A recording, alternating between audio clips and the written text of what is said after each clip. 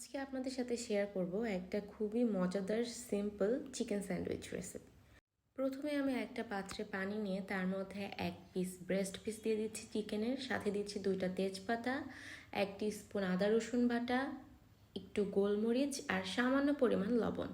এটাকে খুব ভালোভাবে বয়েল করে নিতে হবে যাতে ভিতরে কাঁচা না থাকে। তো আমি বয়েল করার পর চিকেনগুলো এভাবে শ্রেডেড করে নিয়েছি একটা কাঁটা চামচ দিয়ে, সাথে আমি আগে থেকেই গাজরগুলোও কুচি কুচি করে নিয়েছি আর দিয়ে দিচ্ছি আমার বানানো হোমমেড এই মেয়োনিজ। আপনারা মেয়োনিজের রেসিপি চাইলে আমি সেটা পরে দিয়ে দিব। তো সব কিছু খুব ভালোভাবে এখন মিক্সড করে নিতে হবে। মিক্সডটা রেডি হয়ে গেলে এবার 2টা ব্রেড নিয়ে নিব।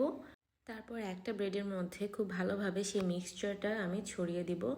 এরপর আরেকটা ব্রেড এর উপরে দিয়ে চারপাশের যে কর্নারগুলো আছে সেগুলো আমি ছুরি দিয়ে কেটে দিচ্ছি। এরপর মাঝখান থেকে স্যান্ডউইচটা কেটে নিচ্ছি, যেটা রেগুলার ওয়েতে কাটে আর কি। আপনি চাইলে আপনার পছন্দ মতো কেটে নিতে পারেন। এখন জাস্ট সার্ভ করার পালা।